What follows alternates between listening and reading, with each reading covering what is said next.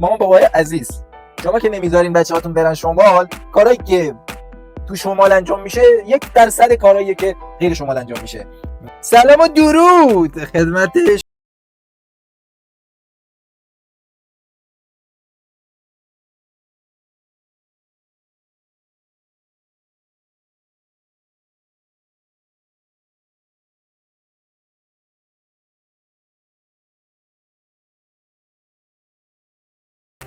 اصل ویدیو سم قبلی هنوز سمش از بدنمون خارج نشده دیگه، اون واقعا سم نبود، اوجش بود دیگه. اعترافای از شما که واقعا زیاد بودن، من یه سریاشو نگه داشتم که تو اولین فرصت بتونیم یه ویدیو خفنه دیگه ازش بسازیم. اگه دوست دارین ویدیو خفنه دیگه ازش بسازیم تو کامنت ها برام بنویسید و ویدیو رو حتما لایک کنید. و برای شرکت در این اعترافات یا چالش های جدید حتما پیج اینستاگرام AMSM_FAN حتما فالو داشته باشید. الان رفتیم تو توییتر، خیلی گشتیم تو توییتر تا تونستیم یه سری سمایی رو برای شما پیدا کنیم. حالا این سما به صورت شانسی میاد و من براتون میخونمشون ببینم چی هستن. بریم بدون معطلی اون سما رو ببینیم. 2 hours later. خب صبر کنین. قبل از رفتن حتما لایک ویدیو رو بزنید، دکمه ساب چنل رو اگه نزدین بزنید دیگه، و زنگوله رو آل بذارید که یوتیوب بهتون بگه مثل فان سم آورده براتون، برید و با اون سمه بخندید. بریم برای ویدیو بریم برای اولین توییتر ببینیم چی هستش. خب نوشته که لونی خانم نوشته که 1-2 دقیقه قبل از اورگاسم رو خیلی دوست دارم، انگار فقط اون موقع است که پرش فکر و استراب ندارم، به 1000 تا چیز همزمان فکر نمی کنم و اتفاقی که قبلا افتادن یا هنوز اتفاق نیفتادن نگرانم نمیکنه. آخه من لیف جان تو جواب براشون نوشتن که مردها دقایق قبل از ارگان به شدت تلاش میکنن تا به چیزایی مثل داشبورد پیکان، واشر سرسیلندر پژو، گرمایش جهانی، مشکلات زمین شناختی، ژاپن و قضیه دیورژانس فکر کنن تا فقط اون آب لعنتی نیاد. چی یعنی چی؟ شخصه نمیخوام نه دفاع کنم نه چیزی، فقط میتونم اینو بگم که اون لحظه لعنتی به هیچ چیزی نمیشه فکر کرد، واقعا به هیچ چیزی نمیشه فکر کرد. این دیدگاه خودمه. حالا اگه نظر بهتری شما دارین تو کامنت ها برام بنویسید. من نمیدونم چطوری به اون چیزا فکر میکنم، ولی تو اون لحظه فکر نکنم فکر هیچ کسی هیچ جایی بره. حالا کسایی که تجربه دارن تو کامنت ها برام بنویسید ببینیم چطوریه. حالا بریم بعدی. خب صبر کنین، قبل از رفتن به بعدی توییتر بعدی، منظور من متأهلاست. خدا رو شکر، یعنی از تجربه منظورم متأهلاست، یهو چیز نشه. خب بعدی ظاهرا یه اسکرین شات از یه چتی هستش، ببینیم چیه. نوشته که داداش یه سوال بپرس، تو بلدی شنا کنی؟ نه، سگ از تو بهتره، حتی اون میتونه شنا کنه. خودت میتونی شنا کنی؟ معلومه که آره. بعد اون موقع فرق تو با سگ چیه؟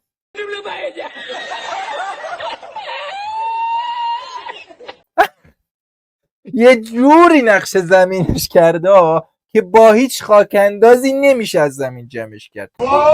ایول خوشم اومد تو باشی، هیچ وقت دیگه وارد بحثایی نشی که اصلا هیچی ازشون نمیدونی. خوشم اومد، یا در حالگیری و اینا نیستم، ولی اینو واقعا خوشم اومد. ایول اگه بخوام نمره بدم به این 100 میدم از 100.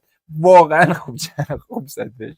خب بعدی اینم یه توییت دیگه است. مهوش جان نوشتن که نزدیک 4 ساله توی یه قاره دیگه دارم تنهایی زندگی میکنم، ولی همین الانم برم ایران اجازه ندارم بدون خانواده برم شمال. آخه خب رودنوت تکین جان نوشته من 4 ساله ببخشید این مرده، من فکر ایشون مرد هستن. خب رودنوت تکین حالا به هر حال مرد یا زنه. حالا دیگه به درد نمیخوره این دنیا. من 4 سال همون شمال درس میخونم، ولی بعد از فارغ التحصیلی اجازه ندارم تنهایی برم شمال. خب الی آزاد جون نوشتن والا ما همین الان شمال زندگی میکنیم ولی هنوز اجازه نداریم تنها باشیم شمال. زاتلاش نمیدونم، پس مشکل از شماله نه پدر مادرها. ببینید دوستان، اصلا کلمش که میاد آدم، کلمه شمال آدم فکرش اونورا میره. منظور اونورا همون کوه و درخت و جنگل و دریا و دریا بودیم اونجا دریاست من نشون دادم. دریا و حالا اینا میره. دیگه قضیهشو دقیق نمیدونم. اگه یه چیزی دیگه میدونی شما میتونین اشاره کنین بهش. من فقط بذارین برم من. زیاد اهل جنگل و اینا هستم. تو اون ویدیو قبلی هم اشاره کردیم ما بهش. حالا شاید هم میگیم تقصیر اون آهنگ است که میگه خاطراتش خاطرات شمال محال یادم بره. ببخشید دارم چیکار میکنم. خب بریم به ویدیو بعدی. یه کم بمونیم ما میریم اون برا. کجا میری؟ اینوری میریم. و دوست اشاره دیگه هم بکنم. ببینید دریا جای شنا کردن. خدا رو شکر. خاطر همین سخیت شدن و دریا و اینا شاید تو شمال اینا رو یادشون بیاد. یه نکته دیگه قبل از اینکه بریم بعدی، حالا من چی میگه، یه نکته دیگه قبل از اینکه بریم بعدی اینه که مامان بابای عزیز، شما که نمیذارین بچه‌هاتون برن شمال، کارایی که تو شمال انجام میشه 1% کاراییه که غیر شمال انجام میشه. چی یعنی چی؟ منظورم اینه که مثلا رفتن شنایی، استخری، حالا رفتن جنگلی، کوهنوردی، اینا منظورم. یعنی راحت بذارین برن شمال بچه‌هاتون، چون تا جلوشون رو بگیرین از اون طرف جبران میکنن. فکر کنم نمیشه به هیچ نوعی جمعش کنم. بریم بعدی. خب بعدی چیه؟ حالا ببینیم. نشته که شاکار بگو دوست داری دیت اول کجا باشه؟ دیت چیه؟ قراری که دختر بسنجم. قراره اول خونه.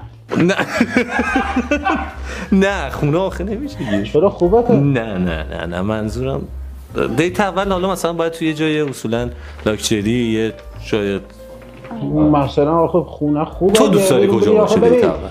بری بیرون همش هزینه کنی، کافه، پارک. ما که تهش میخوایم بریم خونه. همون اول تو بگو گالس، تو دوست داری دیت اول کجا باشه؟ هر جایی باشه به جز خونه. کجا مثلا بیرون دیگه، سینما، کافه، این کافه. شاکار چه اتفاقی توی دیت اول بیفته قرار کنسله؟ نیاد خونه. یعنی نیاد خونه کنسله؟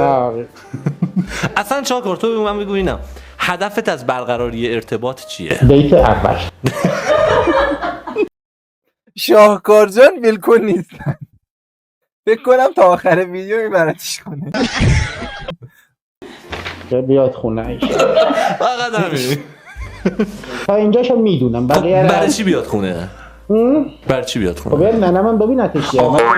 نمیشه که مادرم مریضه خودش. ما فکرمون بده. شاهکار جان نیتشون خیره. ما فکر خونه. پس مامانت خونه است. نه. What the fuck؟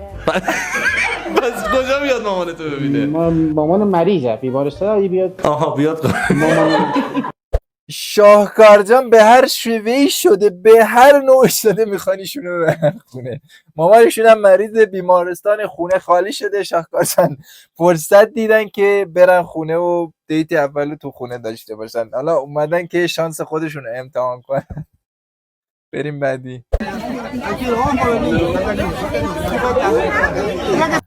دوستان داره رنگش میکنه نه؟ چین؟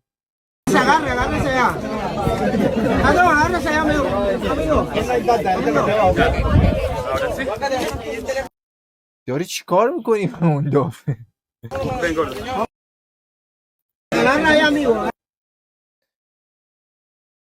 من نمیدونم داشت چی کار میکرد با اون دافه، ولی این کار داشت رنگش میکرد. نمیدونم چی بود، ولی حیف اون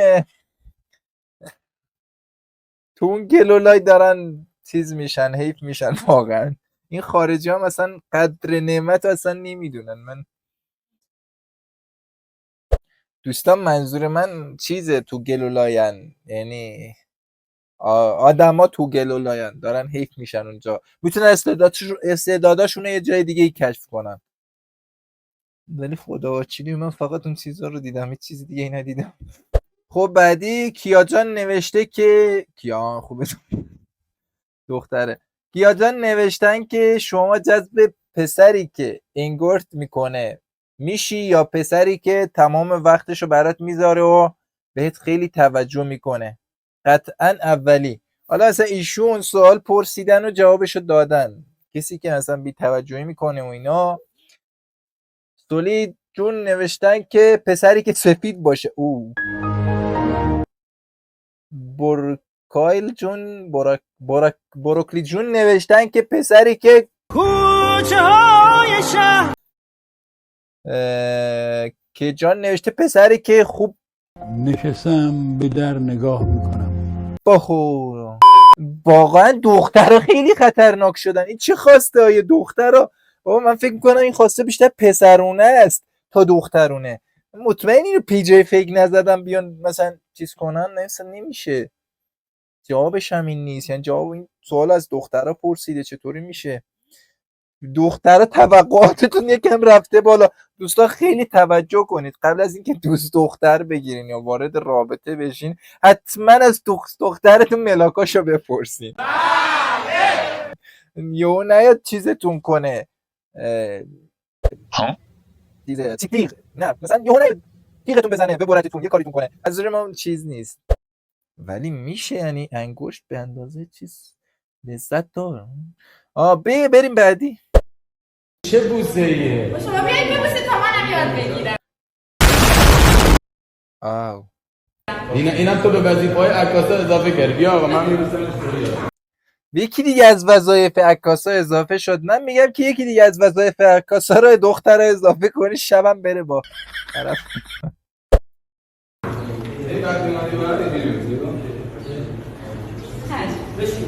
نکته رو دیدین واقعا؟ اصلا نگاه کنی ذوق داماد رو واقعا میشه دید. لامصب ذوق داماد. میگیم وقتی داماد روز عروسی گرایش واقعیشو کشف میکنه. لامصب چه ذوقی تو چشاش بود. اون ذوق تو چشاش نبود وقتی عروس پیشش بود.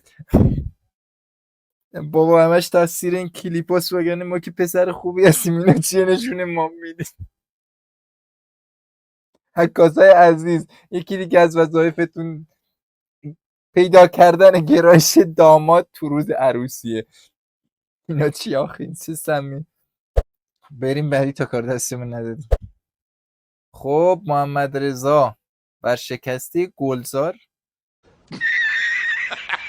محمد میتونم فکر کنم سم باشه چون واقعا من اینا رو دیدم تا یه حدودی. این چیه این؟ یعنی فنای گلزار رو دیدم تا یه حدودی. چقدر سم من اینا. محمد رضا نوشتن که امروز داشتم به شکم خوشگل و هزولانیت فکر میکردم. محمد رضا امروز داشتم به شکم، حالا این داره به گلزار میگه اینا رو، به این که سرم بذارم روش بوسش کنم لیسش بزنم و آروم آروم برم پایین تا برسم به برج میلاد. میلاد شخصی لای پاهای قشنگ تو یهویی کلهشو جا بدم تو دهن خیس و کیوتم. اینا چی بود من خوندم؟ پرده های افاف و حجاب و عیار رو اصلا کلن همش یه جا دریدی از بین بردی. خداوند انشاءالله همه ما را آدم کن. آبجی من اینا چه سمیه نوشتی؟ چی نوشتی اصلا؟ دوستان گلم یه نکته دیگه ای که تو این وجود داره بهتون بگم که قبلا اینا رو کشف نکرده بودیم. خب بگم که نکتهش اینه که لای پای گلزار جان به برج‌های دنیا اضافه شد. برج لای پاشون به برج‌های دیگه اضافه شد. واقعا یعنی اینو واقعیه؟ یعنی واقعا اینو کیک نیست؟ من نمیدونم. خب بریم بعدی تا گلزار جان کار دستمون ندادن. خب بعدی میگه که قبول کنید که همتون یه ورژن بهتر دیگه دارین اما فقط حوصله نشون دادنشو به هر بنی بشری ندارین. درسته یا نه؟ ببین در مورد ورژن بهتر من نمیدونم ولی خودم من این قضیه که یه ورژن دیگه از ما وجود داره خیلی موافقم. یه شخصیت دیگه از ما وجود داره. مثلا من خود من ورژن خونخوارم وقتیه که گشنم بشه و بهم غذا ندن دیگه واقعا برمیگردم به همون چیز آبا اجدادم، یعنی همون انسانای اولیه، آدم رو میخورم.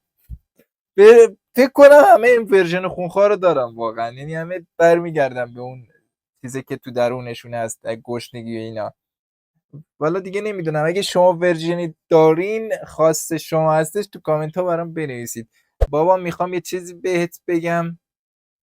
جانم دخترم بگو. حالا یه دختریه با یه بابایی. من لزبینم. یعنی چی دخترم؟ یعنی از پسرا خوشم نمیاد و نمیخوام باشون دوست شم. ولی دوستان من نمیگم لزبین همینقدر اینقدر نیست. طرفای دارکشو نمیدونم چرا حذف کردی برا بابات، ولی ببین مخرش چیه. قربون دختر فهمیدم برم من خب نیکولا تسلا نوشتن که این جانا رو حذف کنم. اینو برای بابام فرستادم، گفت تو چی هستی؟ گفتم بای. گفت به سلامت پسرم، مواظب خودت باش. کاری به جواب کامنت ندارم. خب ببینید، ولی این که خواستی چه منظوری به بابات برسونی این جای خودشو داره. خب بابات هم خواسته بفهمه که داری یا نه. خب بعدم میگم من طرف دختره، باباش حتما 100%، یعنی تقریبا میتونم 100% بگم مطمئنم بابای طرف نفهمیده، بابای دختره نفهمیده لزبین یعنی چی هستن. این طرف مثبت قضیه رو براش توضیح داده که مثلا یعنی این که من از پسرا خوشم نمیاد. بابا هم گفته آخه نونمون افتاد تو روغن دیگه، دخترمون سمت پسرا نمیره، در امانیم. اما نمیدونی بابای عزیز، شما نمیدونی که این دخترتون وقتی لزبین هستن با یعنی دارکتر از همون دوست دختر دوست پسری یا با دوستش تجربه میکنه که میارتش تو خونه. همون دوست دختر دوست پسری و با دوستش تجربه میکنه که میارتش تو خونه. چی گفت؟ همون دیگه. شما خودتون نظرتون رو بگین تو کامنت ها برام. خب بالای این توییتر نوشته بودن که وقتی میری حراست دانشگاه، نوشته نه اصلا ابدا، من حتی حرفم نزدم. با این قضیه 100% موافقم. نمیدونم انگار دشمن خونیشونی ها، کسایی که تجربه دارن تو دانشگاه این قضیه حتما پیش اومده. یعنی نمیدونم انگار دشمن خونی با اونا واقعا. یعنی همین که میخوای بری اونجا میگه نه اصلا ابدا قبول نیست. بابا اصلا حرف نزدم، من اصلا حرفم بشنو اول. شاید بگم مثلا واقعا مادر خوبی داری، جدا میگم بهت دایی، قدرشو بده. نمیدونم حالا یه چیزی شاید گفتم دیگه. اصلا انگار کمبود نگفتن دارن، مخصوص کسایی میذارن اونجا که اصلا عقده دارن، عقده نگفتن. با اینو واقعا 100 میدم. اینم 100 میدم. اینم یکی از اون 100 است. خب بعدی نوشته که پسرا وقتی گشنه‌شونه مثل گربه، پدرا وقتی گشنه‌شونه یه شیر، دخترا وقتی گشنه‌شونه چه. ببین من واقعا با این قضیه 100% موافقم. ببین من تو چیز قبلی گفتم ما هر کدوم یه ورژن دیگه ای داریم که رو نکردیم. ببین دخترها مظلوم ترین موجودات هستن. خب در کل بعضیاشون، البته همشون نه. وقتی گشنشون بده یه جوری هار میشه که اصلا یعنی این مظلومیتشون اصلا یادت میره، اصلا فکر نمی‌کنی اینا دخترن. اینا این دقیقا مثل اون اژدهایی میشن که تو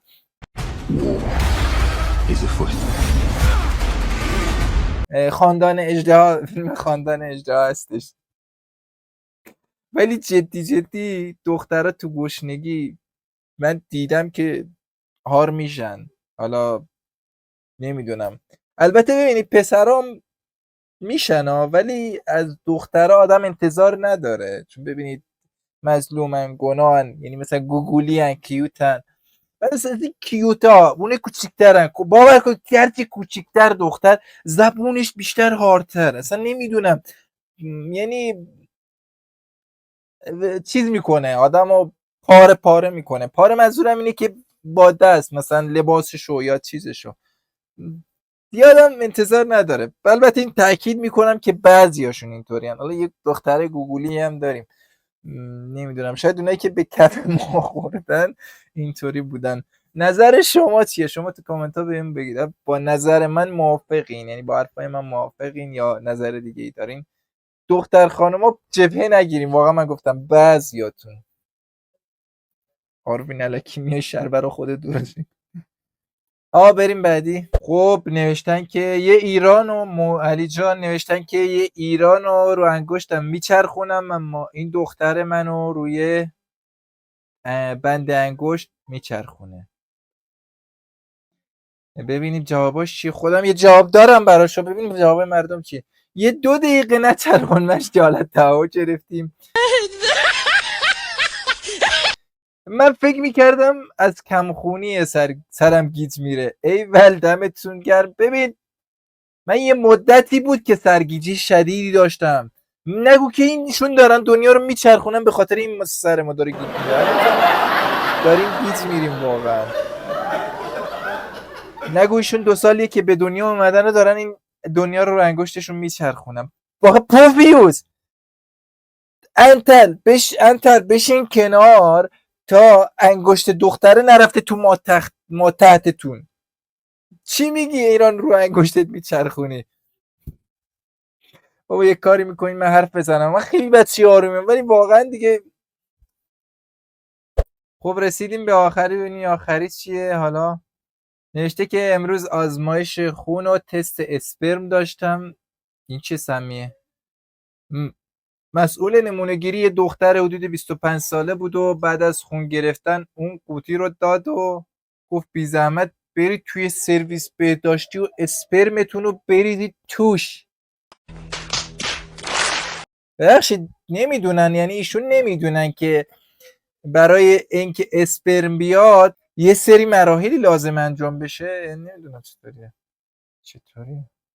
نوشتن که اصلا نمیخوام به اون نیم ساعتی که توی سرویس بهداشتی آزمایشگاه بودم حتی فکر کنم. خودشون نوشتن. حالا نمیدونم چطوری.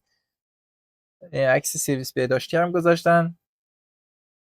هلدین جان نوشتن که یعنی به همون روشی که تو ذهنمه آوردیش. نه هلدین جان جلوش ارزن ریخته گفته بیا. چی میگی؟ کسشر میگی برای خودت. ببینید دوستان من حدسم اینه در مورد این که نیم ساعت اونجا وقتشو داشته تلف میکرده. مطمئنم تا وقتی اومد بیرون دختره نگه چه زود تموم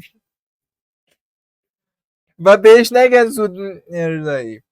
اما از این حالا دوستان اگه تجربه ندارید قبل از اینکه برین آزمایش اسپرم بدین اسپری چیزی با خودتون ببرید که اونجا به مشکل ایشون نخورین. نیم ساعت تو دستشویی بمونید. منظورم اسپری خوشبو کننده است که اونجا بتونیم بوی دستشویی رو خوب کنید. خب دوستان گلم رسیدیم به آخر ویدیو. توییت های سمی بود که برامون انتخاب کرده بودن و گذاشته بودن. حتما چنل ما رو سابسکرایب داشته باشید و لایک ویدیو رو حتما بزنید برای ویدیوهای سم بعدی.